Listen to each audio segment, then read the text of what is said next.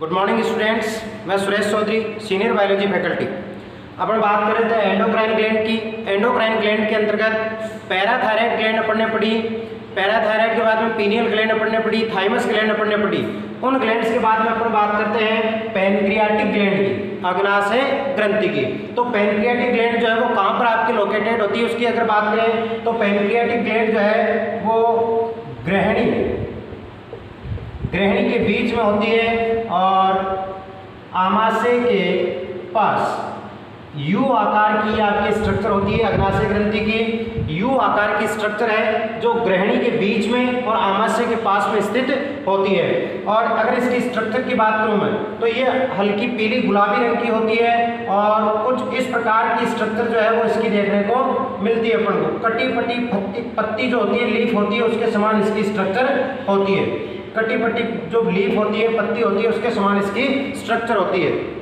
ये एक प्रकार की मिश्रित ग्रंथि है, मिक्स ग्लैंड है। और मिक्स ग्लैंड इसलिए बोलते हैं क्योंकि ये एंडोक्राइन और एक्सोक्राइन दोनों प्रकार की इसके अंदर सेल्स हैं। और ये एक पाचक ग्रंथि है, एक प्रकार की पाचक ग्रंथि है। और इसके बीच बीच में मध्य में जो है वो आइलेट ऑफ लैंगरहैंस उपस्थित होते हैं, यानी आइलेट ऑफ लैंगरहैंस की दीपिकाएं उपस्थित होती है। लैंगरहैंस ने इसकी डिस्कवरी की थी। अपन इसके एक स्ट्रक्चर बनाते हैं। अगर इसकी सामान्य स्ट्रक्चर की बात करें तो इसके अंदर दो प्रकार के पार्ट है, एंडोक्राइन और एक्सोक्राइन। तो एंडोक्राइन जो पार्ट है वो आइलेट ऑफ लैंगरहैंस है और एक्सोक्राइन जो पार्ट है वो आपके एसिनाई कहलाता है। तो उसकी जो स्ट्रक्चर है, इस स्ट्रक्चर में से यदि जो बीच का पार्ट है, जो एंडोक्राइन का पार्ट है, वो अगर मैं लेता हूँ थोड़ा सा छोटा सा पार्ट अगर ले पड़े तो कुछ इस प्रकार की स्ट्रक्चर इसकी देखने को मिलती है। यहाँ पर आपकी कुछ सेल्स होती है जो इस प्रकार से आइलेट ऑफ लैंगरहैंस, क्योंकि लैंगरहैंस ने इसको डिस्कवर किया था इसलिए इसको बोलते हैं आइलेट ऑफ लैंगरहैंस। तो ये एक पार्ट ले रहा हूँ मैं, इसका छोटे से पार्ट के अंदर पर देखते हैं कि इस प्रकार से लैंगरहैंस की दीपिकाएं जो है, यहाँ पर लिख देता हूँ, लैंगरहैंस की दीपिकाएं, आइलेट्स ऑफ लैंगरहैंस। ये आइलेट ऑफ लैंगरहैंस जो है वो एंडोक्राइन का पार्ट है। अब इस आइलेट ऑफ लैंगरहैंस के अंदर कितने प्रकार की कोशिकाएं होती है जो एंडोक्राइन का निर्माण करती है, तो इसका देखो एक फॉर्मूला बता देता हूँ आपको याद करने का। जैसे A G beats for puppy, A G beats for puppy. अब एजी के अंदर अपन देखेंगे, ए का मतलब यहाँ पर आपके हैं एल्फा सेल्स, जी का मतलब यहां पर है ग्लूकागोन। इसी प्रकार बिट्स के अंदर बी का मतलब अपन यहां पर देंगे बीटा सेल्स और आई का मतलब यहां पर है इंसुलिन, आई का मतलब है इंसुलिन। डी का मतलब है डेल्टा सेल और एस का मतलब है सोमेटो स्टेटिन, एस का मतलब है सोमेटोस्टेटिन। एफ का मतलब है एफ सेल। पी यहाँ पर polypancreatic polypeptide hormone, polypeptide pancreatic hormone. तो यहाँ पर अपने तीन मेजर जो हार्मोन दे रखे हैं आरबीएससी की बुक में वो है, एक तो अल्फा सेल से सिक्रीट होने वाला ग्लूकागोन, बीटा सेल से सिक्रीट होने वाला इंसुलिन और डेल्टा सेल से सोमेटोस्टेटिन। तो A G beats alpha glucagon, beta insulin, delta somatostatin. तो ये तीन हार्मोन आपको याद रखने हैं। अब यहाँ पर ये जो आइलेट ऑफ लैंगरहैंस दे रखी है इसकी स्ट्रक्चर के अंदर यहाँ पर तीनों प्रकार की कोशिकाएं, जैसे मान लो ये आपकी है अल्फा सेल, ये यहाँ पर बीटा सेल और ये आपकी हो गई डेल्टा सेल। तो तीन प्रकार की सेल जो है अल्फा, बीटा और डेल्टा, वो तीनों मिलकर के किसका निर्माण कर रही है, आइलेट ऑफ लैंगरहैंस का, जो एक एंडोक्राइन का पार्ट है। और मैंने तीनों को आपको बता दिया कि अल्फा सेल के द्वारा ग्लूकागोन हार्मोन सीक्रेट होता है, बीटा सेल के द्वारा इंसुलिन और डेल्टा सेल के द्वारा सोमेटोस्टेटिन। अल्फा सेल की अगर बात करूं तो ये लगभग 25% जो है वो इस टोटल जो ये आइलेट ऑफ लैंगरहैंस है इसका टोटल पार्ट में से 25% भाग किसका होता है, अल्फा सेल का। बीटा सेल की बात करें तो इसका भाग होता है 60%, टोटल में से 60% पार्ट किसका है, बीटा सेल का। और डेल्टा सेल का जो है वो आपके लगभग 10% भाग होता है, यानी 25% अल्फा सेल का पार्ट है, 60% बीटा सेल का, डेल्टा सेल का 10% है। तीनों सेल्स की अपन ने बात की और तीनों कितने परसेंट पार्ट का निर्माण कर रही है। अब अपन बात करते हैं कि इन तीनों सेल्स के द्वारा जो हार्मोन सिक्रीट हो रहे हैं उनका क्या फंक्शन है, वो क्या फंक्शन करते हैं, उनका क्या कार्य है।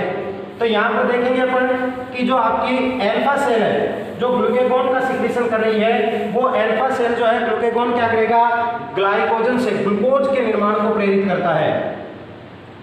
अल्फा सेल फिर लिख देता हूं यहाँ पर, अल्फा सेल किसका सिक्रीशन कर रही है, ग्लूकेगॉन का, ग्लूकेगॉन हार्मोन का। अब ये ग्लूकेगॉन क्या करता है, ये आपका ग्लाइकोजन जो है जैसे वसीय अम्ल है या फिर अमीनो एसिड है, उनसे आपके ग्लाइकोजन से किसका निर्माण प्रेरित करवाएगा, ग्लूकोज। ग्लूकेगॉन क्या करता है, ग्लाइकोजन को ग्लूकोज में प्रेरित करता है, यानी बॉडी के अंदर ब्लड के अंदर किसका मात्रा बढ़ाता है, ग्लूकोज का।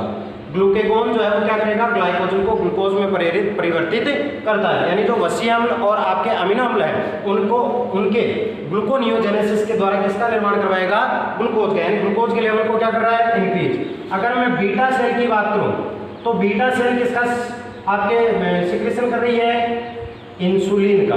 किसका, इंसुलिन का स्राव। इंसुलिन क्या करता है, जो ग्लूकोज है उस ग्लूकोज को किसमें परिवर्तित करता है, ग्लाइकोजन में।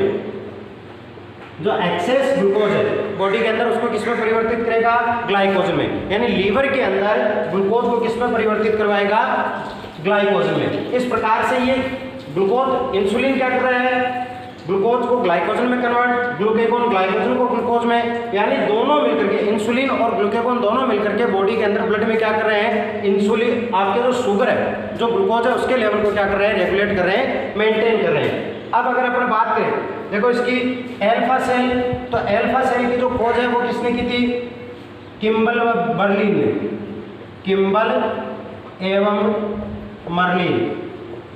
किम्बल और मर्लिन जो है इन्होंने अल्फा सेल की क्या की थी, खोज। अब यहाँ पर बीटा सेल की भी बात कर लेते हैं, तो बीटा सेल की जो खोज है वो किसने की थी,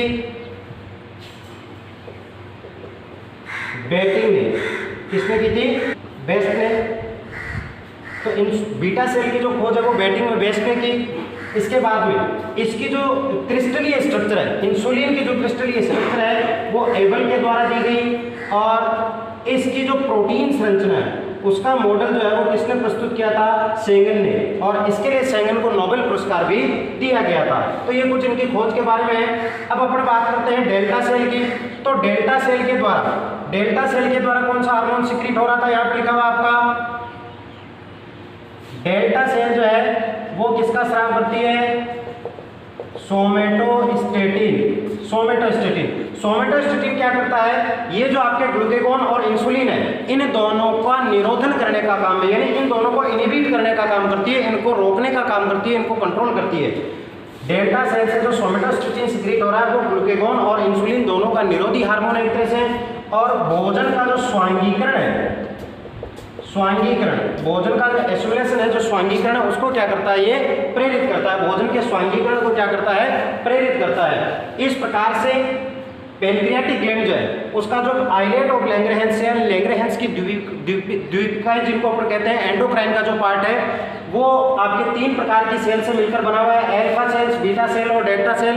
तीनों के द्वारा जो हार्मोन सिक्रीट हो रहे हैं वो मिलकर के क्या कर रहे हैं, एंडोक्राइन का निर्माण कर रहे हैं, और उनसे होने वाले हार्मोन सिक्रीशन और उनका कार्य अपन ने यहाँ पर देखा। अब इसके बाद में अपन देखेंगे कि इन हार्मोन्स के हाइपो सिक्रीशन और हाइपर सिक्रीशन से किस प्रकार के डिसऑर्डर होते हैं। धन्यवाद।